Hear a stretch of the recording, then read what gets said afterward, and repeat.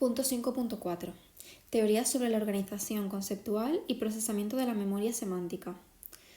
El conjunto de contenidos que sustentan la memoria semántica implica que es el sistema del saber frente al que permite revivir un suceso propio del sistema episódico.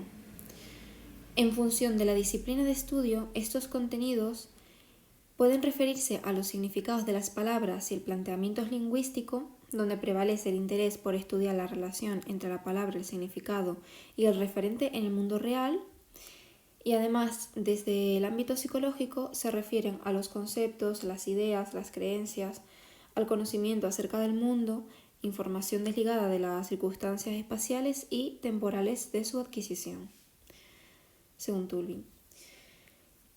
Los conceptos se caracterizan por tener una estructura interna y, siguiendo un enfoque componencial, se puede afirmar que las representaciones conceptuales están conformadas por elementos más pequeños, denominados rasgos, propiedades, atributos o características. Las palabras existentes en una lengua tienen un concepto subyacente, pero no todos los conceptos pueden expresarse con una única palabra. Por ejemplo, no existe una palabra para el concepto mesas metálicas, quizás porque no nos es útil, pero si lo fuera podríamos etiquetarlo quizá como mesa metal, de modo similar a la palabra pelirrojo, que denomina a alguien que tiene el pelo de un color rojizo, palabra derivada de pelo y rojo. En los años 70, 80 y 90, el estudio de los conceptos, las categorías y la categorización fueron temas de interés. Eleanor Roche fue una de las autoras de referencia en relación con los primeros modelos de categorización. Punto 5.4.1. Perspectiva cognitiva. Los primeros modelos de la memoria semántica centraron su interés en describir y explicar cómo los conceptos podían estar organizados en la memoria y la forma en la que las relaciones semánticas podían estar representadas. Los primeros trabajos utilizaron un enfoque basado en redes, en el que las palabras o los conceptos se representaban en nodos, unidades básicas de un sistema, y las relaciones entre las palabras se representaban mediante enlaces entre nodos, similitud semántica. Posteriormente, surgieron otros enfoques alternativos para dar cuenta de la estructura y representación de los conceptos en la memoria, con el propósito de proponer una teoría representacional con mayor validez ecológica. Desde la perspectiva cognitiva, algunos de los modelos clásicos que se han propuesto para explicar la estructura y la organización de la memoria semántica han sido los modelos de redes semánticas, por Collins y Killian y Collins y Loftus, el modelo de comparación de rasgos por Reeves, Chauvin y Smith, y la teoría de los prototipos de Roche. Estas propuestas teóricas han recibido una especial atención debido a su particular influencia en la investigación científica de la memoria semántica.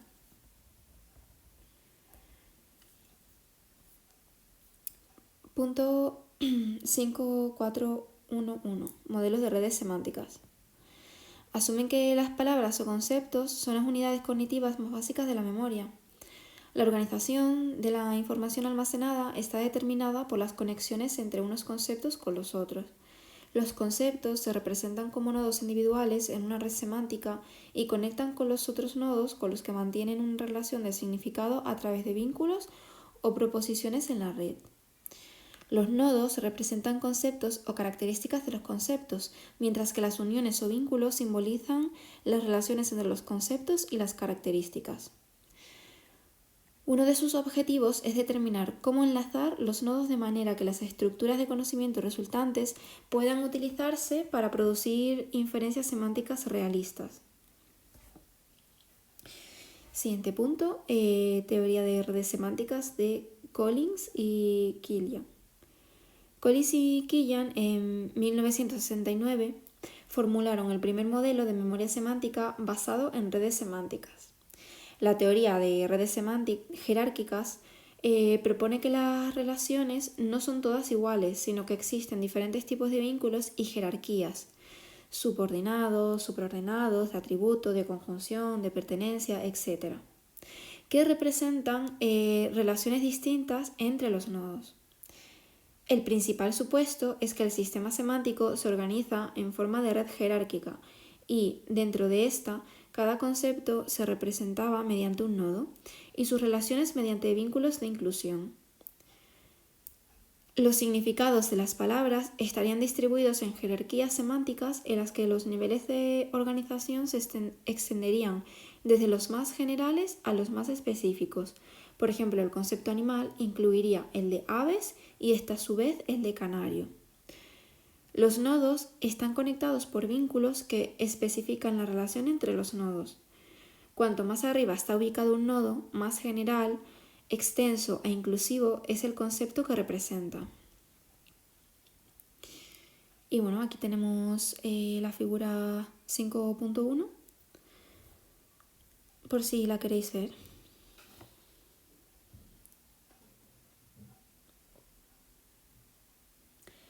Asociadas a cada uno de los nodos o conceptos se encuentran las propiedades o atributos que les corresponden a su nivel dentro de cada categoría. Por ejemplo, un canario puede cantar, tiene alas o tiene pico. Los atributos se almacenan en el nodo más alto posible en el que son compartidos por todos los nodos inferiores de la red. Por ejemplo, no todos los animales tienen alas o pico, pero sí todas las aves, por tanto, tiene alas y tiene pico, se incluyen en el nivel de ave. En cambio, todos los animales tienen piel, respiran, comen y se mueven, por lo que estos atributos se almacenan en el nodo superior, animales. En consecuencia, otro de los principios subyacentes de este modelo fue que la organización de las relaciones de propiedad cumpliría con el principio de economía cognitiva. Es decir, la información sobre las propiedades generales se incluirían en lo más alto posible en la jerarquía para minimizar la cantidad de información que se necesita almacenar en la memoria semántica y así evitar la redundancia. También se identificaron excepciones, dado que hay aves que no vuelan como las gallinas o los pingüinos, por tanto la propiedad no puede volar se almacenaría específicamente en el nodo o en la unidad correspondiente. Cuando se necesita operar con los conceptos, los nodos se activarían y se enviaría información hacia otros nodos próximos a través de un proceso de propagación de la activación. Esta forma de distribución de la activación y su permanencia durante un tiempo determinado tras la activación inicial son elementos clave para entender el priming semántico. El priming se refiere a la influencia que la presentación previa de un estímulo tiene en la respuesta sobre un estímulo posterior. El priming semántico implica un efecto de facilitación y por tanto una reducción del tiempo de respuesta, TR, en el reconocimiento de un estímulo, que se produce cuando el estímulo presentado previamente es un estímulo semánticamente relacionado con el objetivo. Para comprobar si la organización del conocimiento en la memoria semántica se ajustaba a su propuesta, Collins y Killian, en 1969, pusieron a prueba de forma experimental su modelo a través de una tarea de verificación de fases. Los participantes tenían que decidir lo más rápido posible si las frases que se les presentaban eran verdaderas o falsas. Por ejemplo, un canario es un pájaro. Además del tiempo de respuesta necesario para verificar cada fase, se tuvo en cuenta la distancia existente entre los conceptos. Se utilizaron frases sencillas que hacían referencia a las propiedades del concepto. Un canario es amarillo o un canario tiene branquias. Y frases que expresaban relaciones de pertenencia a una categoría. Un canario es un canario. O un canario es un animal. En general, los resultados se ajustaron a sus predicciones. Se comprobó que el tiempo de respuesta dependía del número de niveles de la jerarquía que debían ser atravesados y de la propiedad que debía ser o no recuperada. El tiempo de respuesta se incrementó linealmente a medida que las frases exigían recorrer un mayor número de niveles, excepto en frases del tipo un canario es un canario o un canario es un ave, donde fueron más rápidos. Los autores justificaron este hallazgo señalando que, en esos casos, no era necesario realizar procesamiento alguno, ya que tales enunciados podían ser verificados mediante una mera comparación de patrones visuales de los términos de la frase.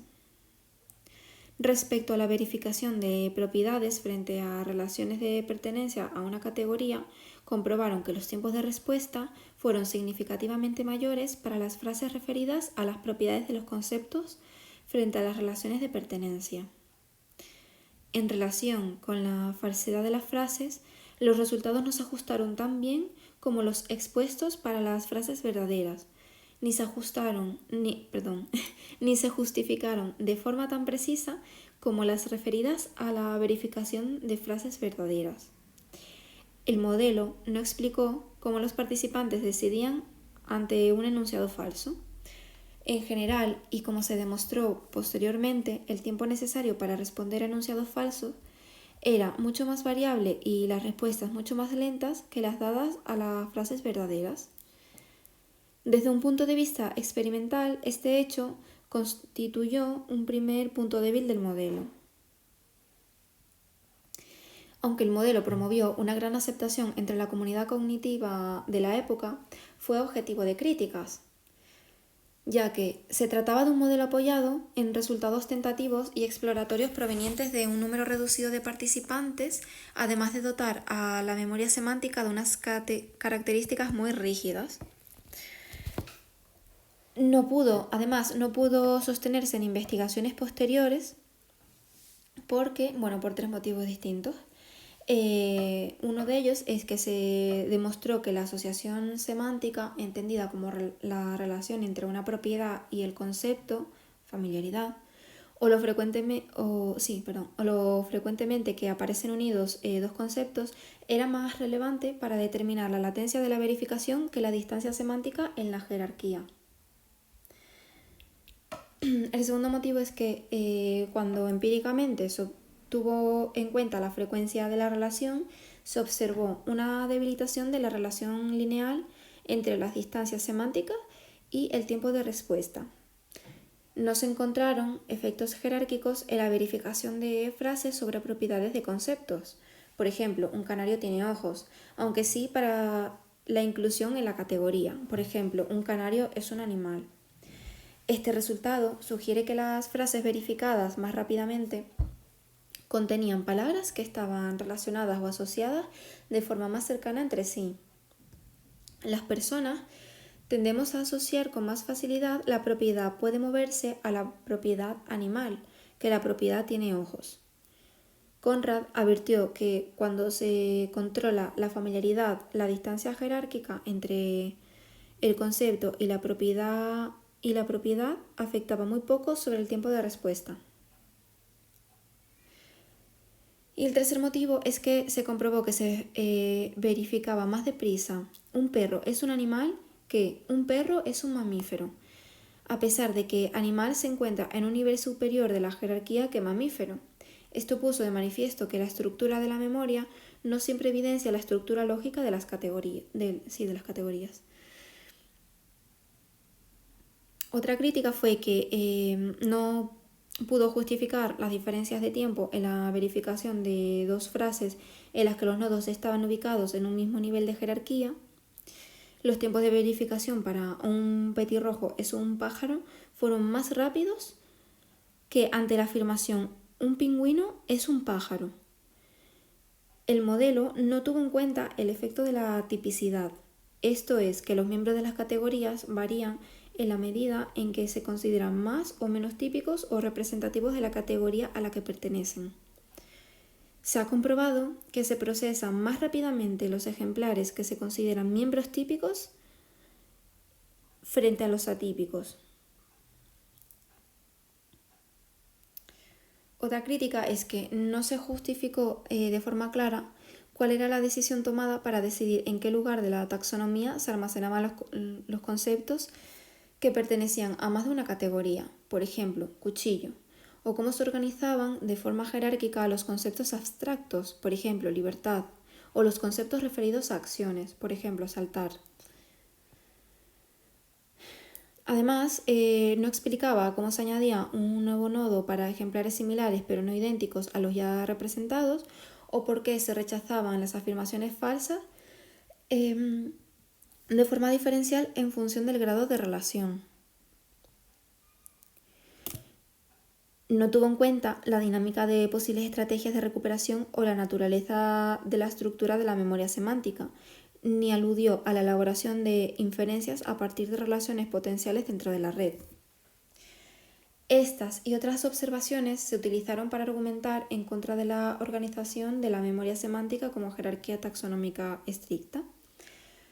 Para intentar subsanar algunas de estas limitaciones, Collins y Loftus en 1975 presentaron una modificación del modelo, revisando la organización de la red y el proceso de propagación.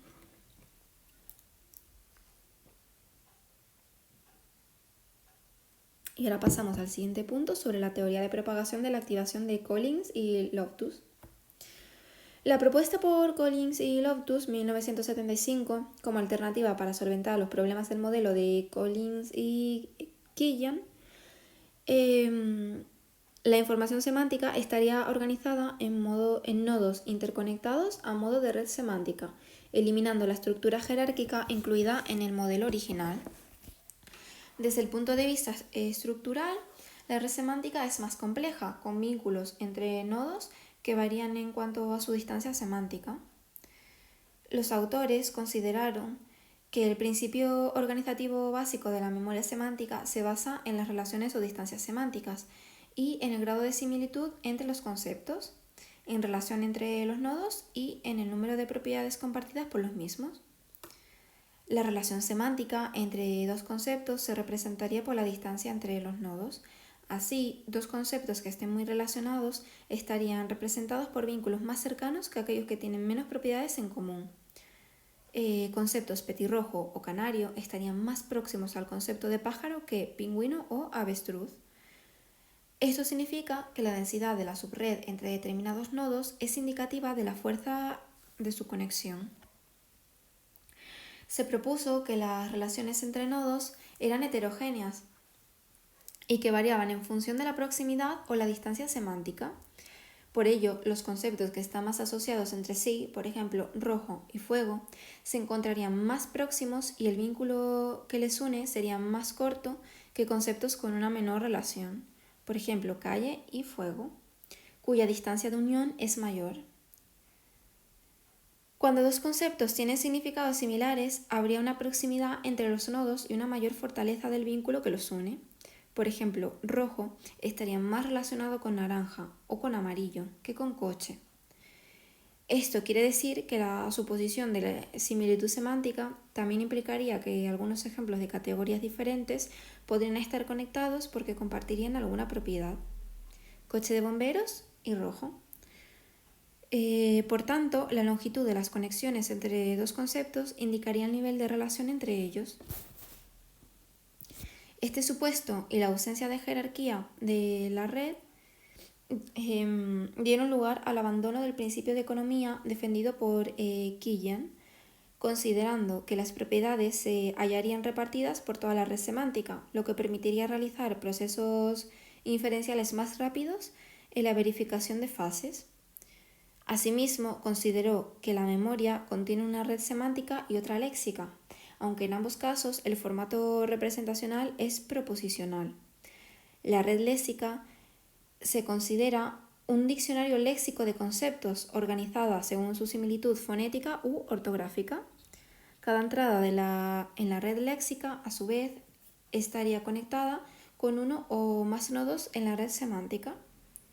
Los autores justificaron la necesidad de ambas redes para explicar el fenómeno de la punta de la lengua. La propagación de la activación es el mecanismo por el cual se accede a la información almacenada en los nodos. Cuando una persona escucha, lee o piensa en un concepto, se activaría su correspondiente nodo y la activación de su representación se propagaría a todos los nodos interrelacionados a partir del nodo de origen. Esta activación permanecería incluso después de la desaparición del concepto. Cuanto más tiempo se prolongue el procesamiento de un concepto, más tiempo durará la activación que ha originado.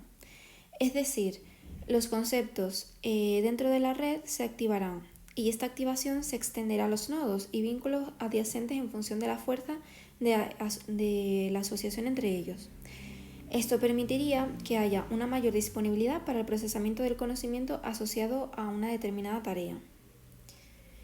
Este juicio conceptual requiere una búsqueda de intersección, pero la decisión dependería de que la activación alcanzase o no un cierto umbral, la cual se extendería a todos los enlaces asociativos de la red semántica en forma de gradiente decreciente.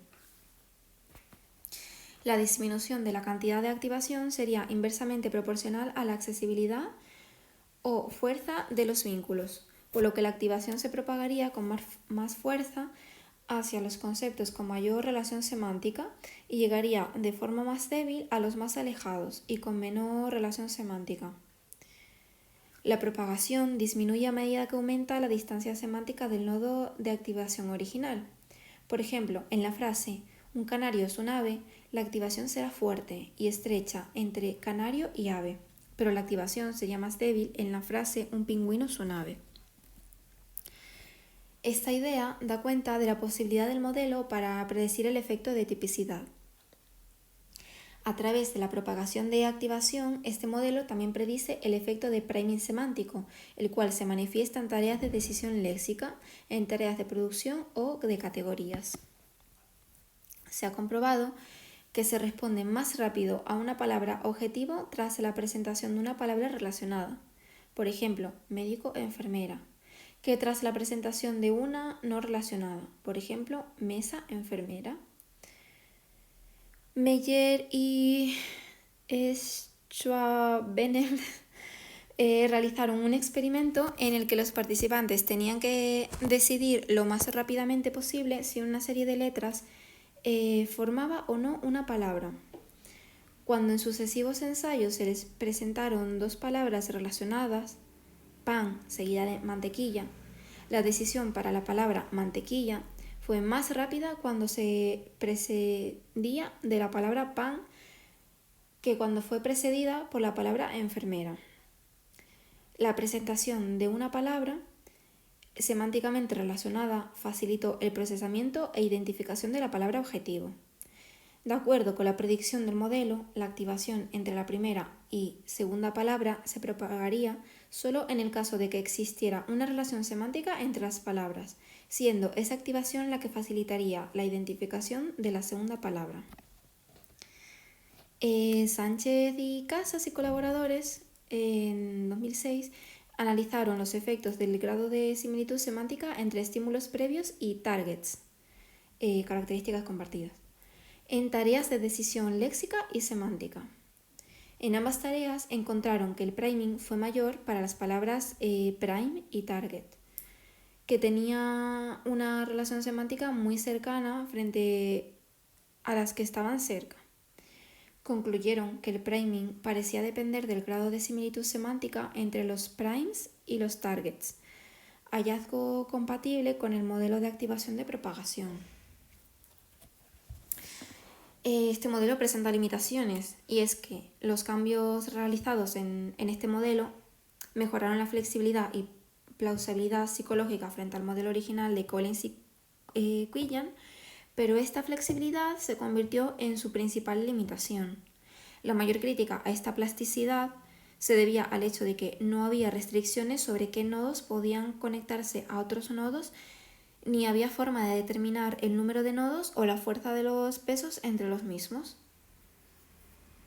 Otro problema fue su generalidad y dificultad para contrastarlo de forma empírica. En general, el modelo fue bastante influyente. La idea de la propagación de la activación entre conceptos fue acogida por investigaciones posteriores con el objetivo de estudiar los procesos de propagación de la activación que el sistema cognitivo utiliza para manipular representaciones. Fue central en las teorías de producción del habla, pero sobre todo ha influido en los modelos conexionistas. A pesar de las limitaciones, los modelos de redes semánticas siguen en desarrollo, aunque más como medio para implementar un sistema de conocimiento eficiente que para generar predicciones novedosas.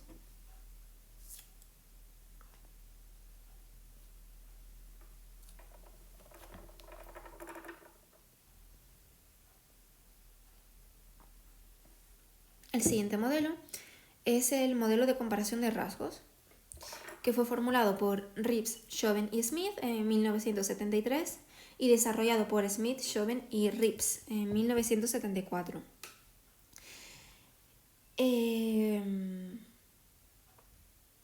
O sea que realmente, son los mismos autores.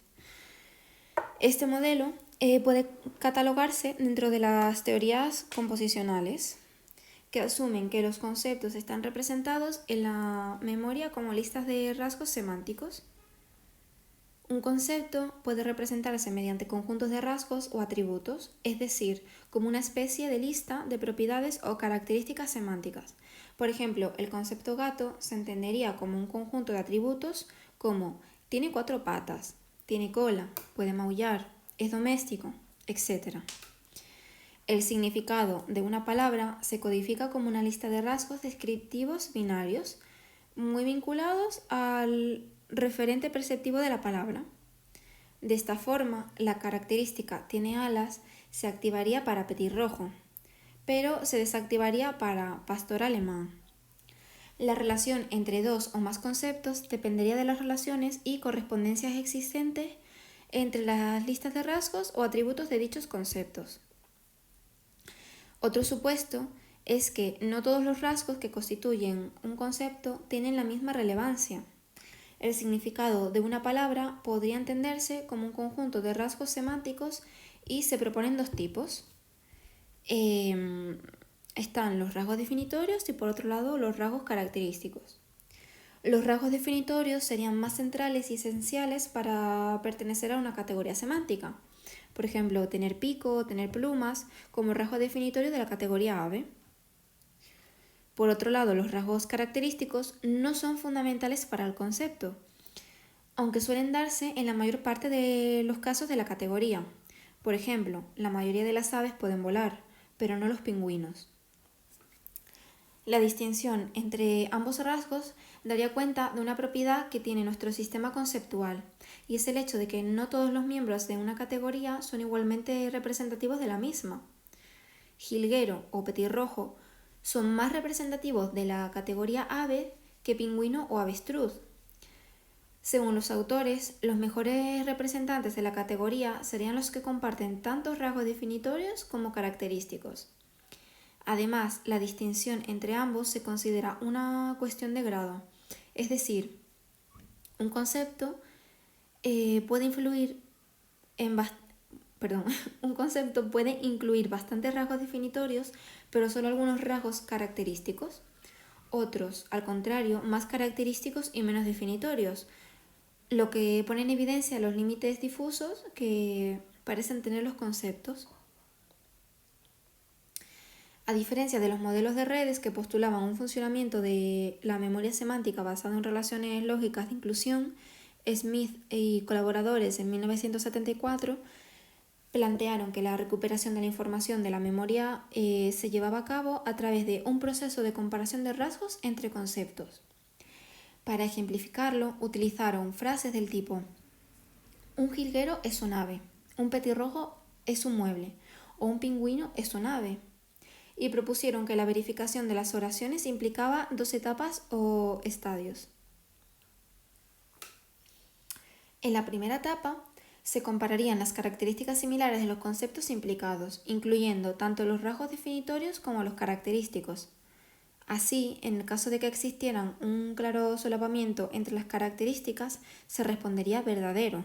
Por ejemplo, un jilguero es un ave. Y si no hubiera solapamiento, se respondería falso. Por ejemplo, un petirrojo es un mueble. En el caso de que la magnitud del solapamiento fuera intermedia, es decir, no existiera claridad en uno u otro sentido, entonces se pasaría a la segunda etapa de comparación. En esta segunda etapa solo se tendrían en cuenta los rasgos definitorios. Por ejemplo, un pingüino es un ave. Entre los resultados encontrados, este modelo reconoció predicciones básicas que se sostienen en el supuesto de que el tiempo de reacción en la verificación será menor para las oraciones que se pueden verificar en una etapa que para aquellas que requieren de ambas etapas. El modelo pronostica que las oraciones verdaderas se verificarán de forma más rápida si el ejemplar de la oración es prototípico de su categoría, y la respuesta será más lenta si el ejemplar es poco representativo. En relación con las oraciones falsas, será necesario más tiempo cuando exista gran similitud entre los dos conceptos implicados. Por ejemplo, un murciélago es un ave o una ballena es un pez. Las versiones modernas de los modelos de rasgos han utilizado experimentos conductuales y modelos conexionistas para obtener datos sobre el conocimiento y representación de los conceptos por parte de los sujetos a través de tareas de generación de rasgos. A pesar de que se han confirmado algunas de las predicciones del modelo de comparación de rasgos, se cuestiona que todos los conceptos puedan descomponerse en un listado de rasgos simples. Resulta difícil construir representaciones composicionales de algunas palabras de uso común. Muchas categorías no poseen características definitorias que sean comunes a todos sus miembros, como ocurre con el concepto de juego. No explica cómo se relacionan entre sí las propiedades de los conceptos o cómo las personas generan los criterios de similitud entre los rasgos. No aclara la delimitación difusa existente entre algunas categorías semánticas, por ejemplo, pimiento y tomate, ¿son frutas o verduras? McCloskey y Glucksberg en 1978, a través de sus experimentos, evidenciaron que, aunque los participantes coincidieron en determinar muchos elementos como pertenecientes a una categoría concreta, no hubo tal acuerdo con otros, en concreto con los caracterizados por una tipicidad intermedia. Por ejemplo, sujetalibros, tabla de planchar o candelabro como miembros de la categoría muebles. Estos datos sugieren que las categorías naturales son conjuntos difusos, sin límites claros que separen miembros de la categoría de los que no lo son. Asimismo, al considerar que los rasgos definitorios implican que todos los ejemplares de una categoría eran igualmente representativos del concepto que los incluye, este modelo tampoco tuvo en cuenta que algunos miembros de la categoría pueden juzgarse como mejores representativos de esa categoría que otros. Como consecuencia, se propusieron enfoques alternativos entre los que se encuentra la teoría de prototipos de Roche.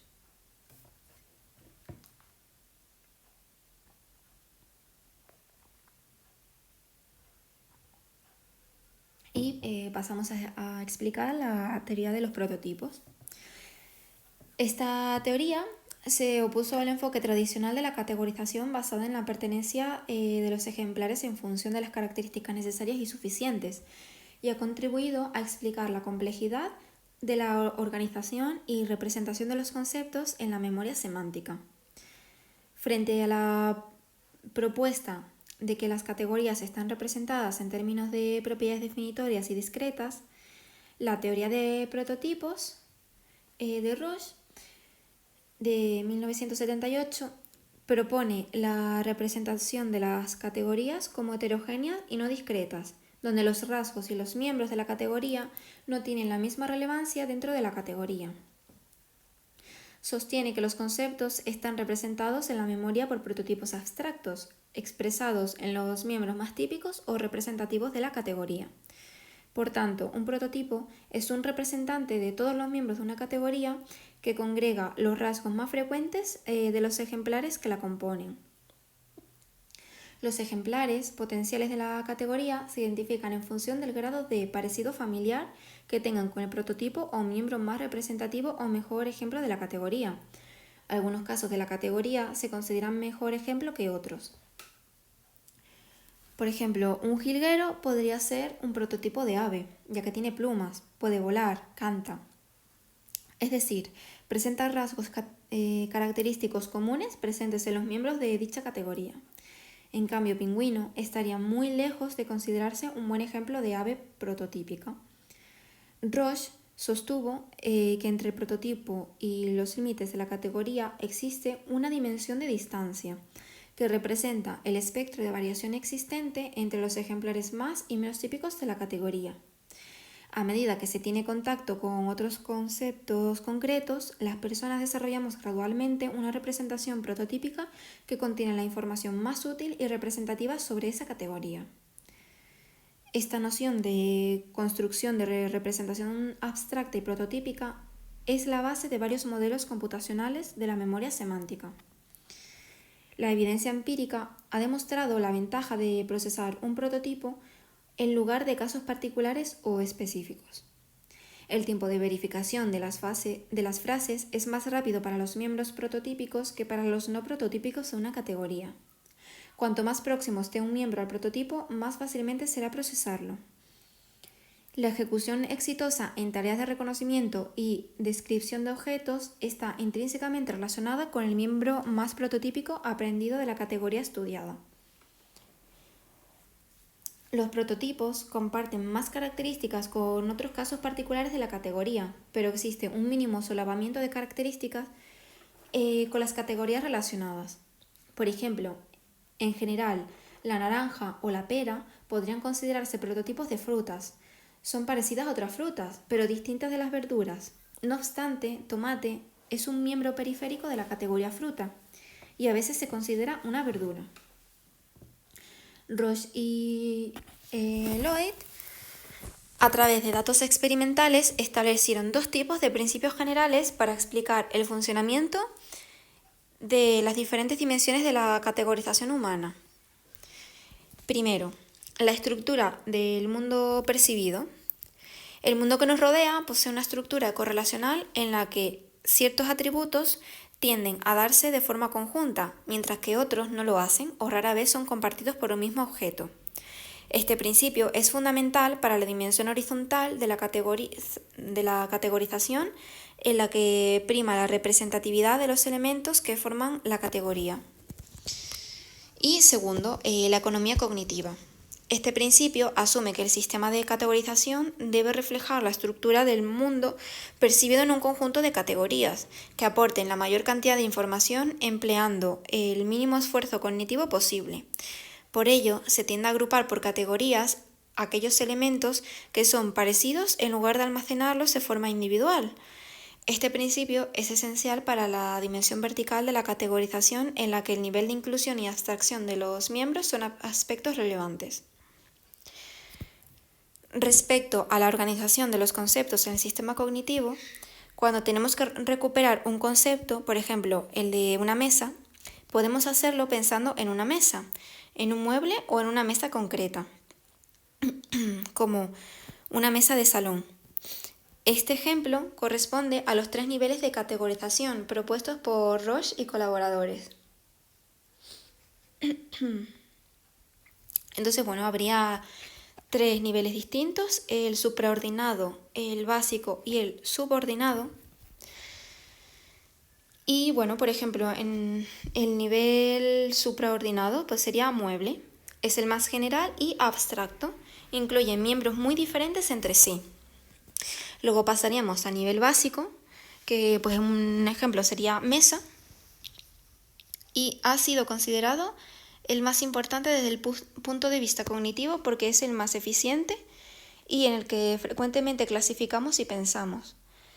En este nivel se almacenan los atributos más distintivos y proporciona la organización más económica de la memoria semántica, ya que con un esfuerzo cognitivo mínimo se obtiene una cantidad importante de información. Contiene conceptos fácilmente diferenciables entre sí, pero suficientemente parecidos como para englobarse en una misma categoría superior. Se relacionan con la imagen mental general que tenemos de las cosas. Se considera la categoría más general para la que se puede formar una imagen concreta de toda la categoría. La idea de nivel básico ha sido respaldada a través del apoyo empírico. Por ejemplo, las tareas de denominación de imágenes o de verificación de oraciones resultan más fáciles si se emplean conceptos de nivel básico. Parece ser el nivel que antes adquieren y utilizan los niños. Y luego estaría el nivel supraordinado, mesa de estudio. Es el nivel más específico y, por tanto, brinda más atributos que el nivel básico, pero conlleva un procesamiento cognitivo más costoso. Aunque se ha indicado que la categorización es el nivel básico, resulta ser más informativa y cognitivamente más económica. Los resultados hallados en otros estudios indican que la precisión en la ejecución es mayor para la categoría supraordinada cuando se demanda respuestas rápidas. Si bien las aportaciones realizadas por Roche siguen teniendo vigencia, su teoría no está exenta de limitaciones, ya que la idea de la existencia de un prototipo que represente a toda una categoría es cuestionable, puesto que, en sentido estricto, es poco probable que un solo prototipo ofrezca información sobre la variabilidad de una categoría y pueda representar todos los rasgos de ésta. Por otro lado, los conceptos abstractos como justicia o dogma no se ajustan fácilmente al esquema de prototipos propuestos por Roche y no explica por qué hay coherencia dentro de las categorías ni por qué varían sistemáticamente las valoraciones subjetivas de la tipicidad en función del contexto. De cualquier manera, esta teoría ha sido muy influyente para entender la organización de los conceptos en la memoria semántica y dio lugar a otras categorías como la categoría basada en ejemplares o de casos particulares. Punto 5.4.2. Perspectiva neuropsicológica y neurocognitiva. A partir de los años 80 surgieron estudios derivados de investigaciones precedentes de la neuropsicología clínica y la neurociencia cognitiva centrados en nuevos hallazgos de pacientes que habían sufrido diversas afecciones cerebrales o neurodegenerativas. Así, desde que se iniciaron los primeros trabajos acerca de las dificultades específicas en el procesamiento de un determinado tipo de material, seres vivos o no vivos, en pacientes que habían sufrido algún daño cerebral, se consideró la posibilidad de que existieran varios sistemas de memoria semántica encargados de procesar las diferentes categorías semánticas. Esto provocó un interés a la hora de analizar si determinadas lesiones cerebrales producían una pérdida conceptual o dificultades de acceso a la información, cómo se originaba el proceso degenerativo y cómo afectaba la pérdida semántica, y por qué se originaban alteraciones semánticas diferenciales en ciertas categorías de conocimiento, seres vivos frente a seres no vivos o artefactos, o determinados niveles, supraordenado, básico o subordinado. Los primeros debates estuvieron relacionados con la configuración de la memoria semántica, entendida como un único sistema o diversos sistemas en función de las taxonomías de conocimiento, seres vivos, no vivos o artefactos, y con la relevancia que tiene la modalidad de acceso por la que se adquiere el conocimiento. El estudio de las disociaciones categoriales o trastornos en las categorías específicas fue clave para conocer la organización semántica y las áreas cerebrales implicadas en el procesamiento semántico. Coexisten dos planteamientos teóricos. Primero, los conceptos son la suma de ciertos rasgos, atributos o propiedades, y luego el segundo sería el conocimiento está organizado en dominios de conocimiento. Entonces, en el planteamiento teórico de los conceptos son la suma de ciertos rasgos, atributos o propiedades, los déficits semánticos se justifican por el comportamiento de un tipo particular de atributo y los trastornos en categorías específicas serían consecuencia de la afectación selectiva de ciertos rasgos. Las categorías semánticas no tendrían una representación conceptual independiente, sino que surgen de la suma de representaciones individuales que comparten algunos rasgos. En este marco se sitúa un conjunto de teorías como la teoría sensoriofuncional, la teoría sensoriomotora, derivada de la anterior, la hipótesis de contenido unitario organizado, la teoría de la estructura conceptual, la teoría de la topografía conceptual, la teoría de la simulación situacional y el modelo de la cognición semántica controlada. Y luego en el segundo planteamiento teórico de el conocimiento está organizado en dominios de conocimiento, se incluyen las hipótesis de dominio específico y la hipótesis de dominio específico distribuido. Entonces, ahora vamos a pasar a explicar las diferentes teorías que hemos mencionado. Teoría sensoriofuncional y teoría sensoriomotora.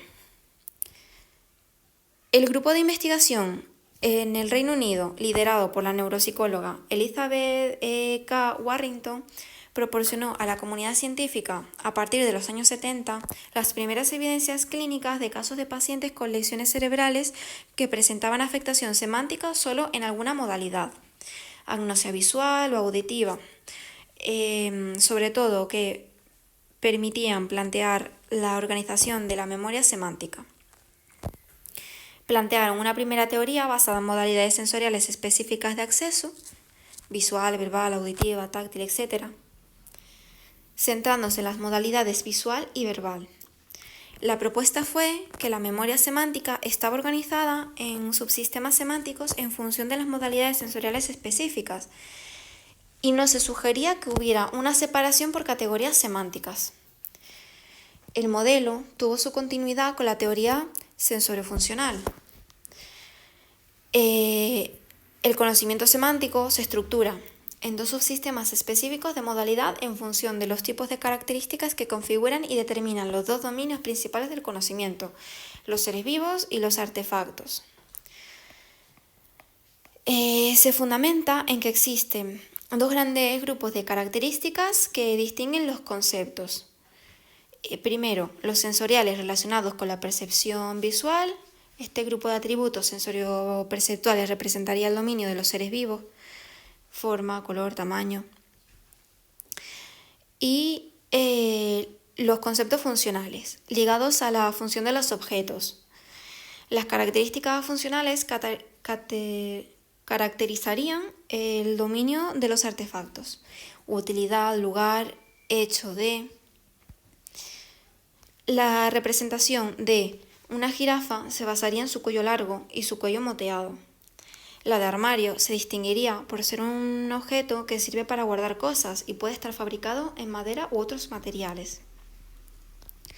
La explicación de esta categoría, teniendo en cuenta las lesiones cerebrales, reside en que los pacientes que sufran lesiones en la zona temporo-occipital manifestarán dificultades con los rasgos perceptivos.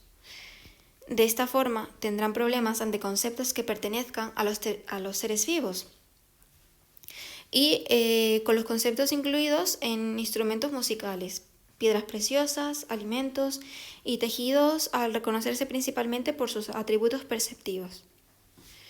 Una lesión en la zona frontoparietal perjudicará a las características funcionales y, como consecuencia, a los artefactos, así como también a los conceptos comprendidos en la categoría de partes del cuerpo.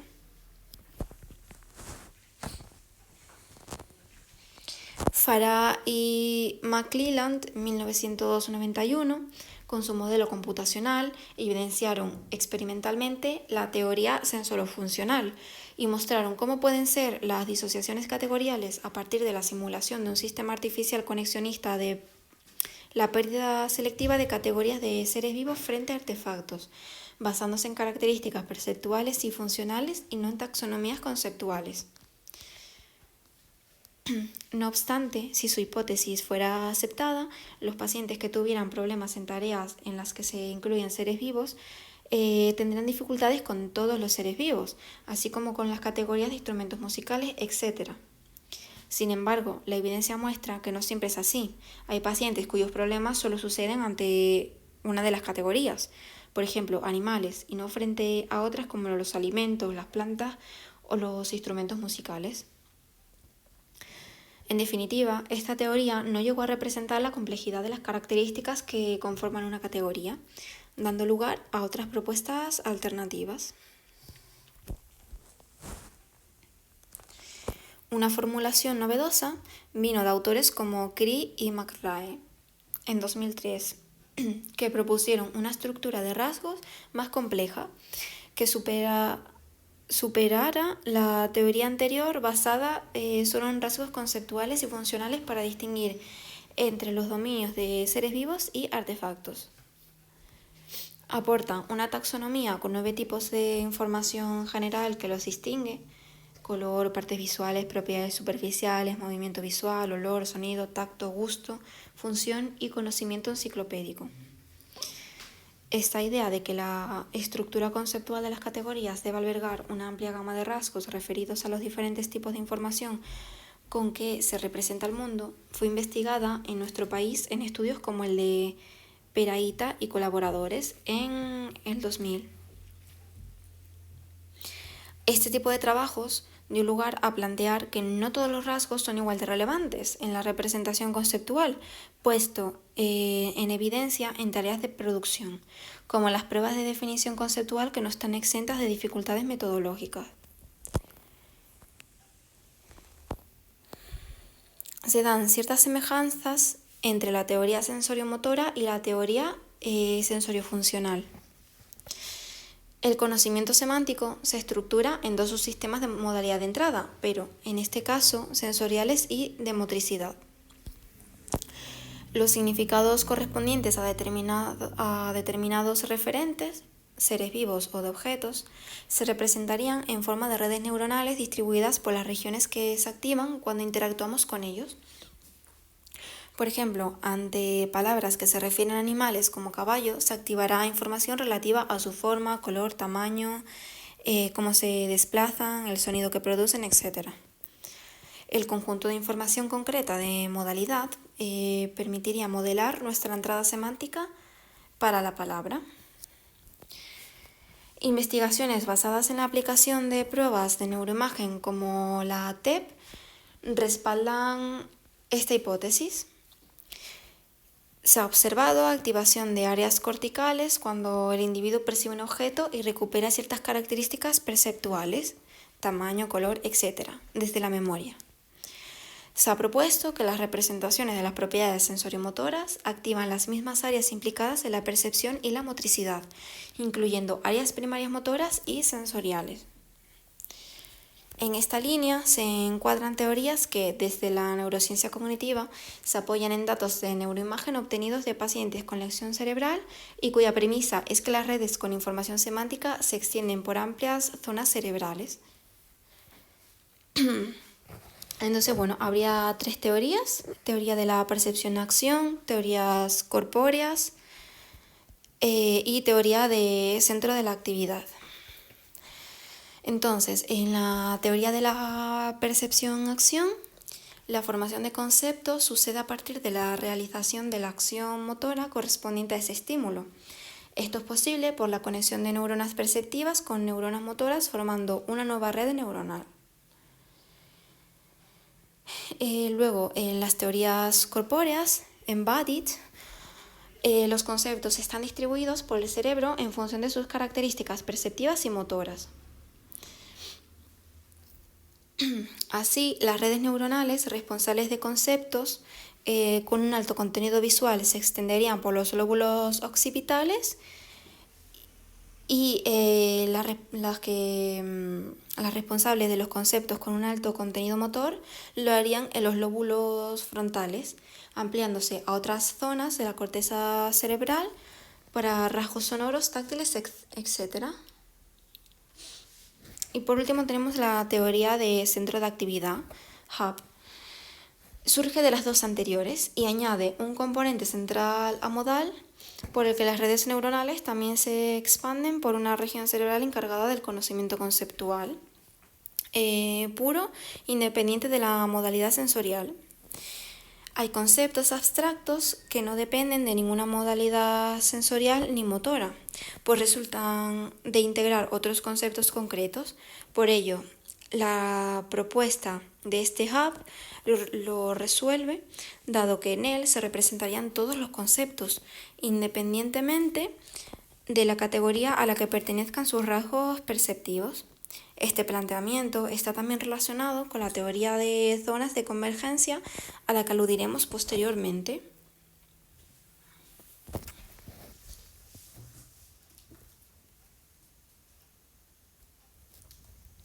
Luego tenemos la hipótesis de contenido unitario organizado. Esta hipótesis, Organized Unitary Content Hypothesis, OUCH, propuso el principio de estructura correlacionada, asumiendo que la organización del conocimiento en el cerebro refleja el modo en que las características de los objetos están relacionadas unas con otras en el mundo. Se asumió un sistema unitario amodal apoyándose en dos cuestiones. Primero, los rasgos semánticos se agrupan independientemente de su modalidad y no de forma homogénea en las categorías. Y segundo, los miembros de una categoría comparten más rasgos entre sí que con los de otras categorías. Se configura así el espacio semántico en el que se encuentran los rasgos como una especie de conglomerado, en el que hay regiones con más densidad que otras.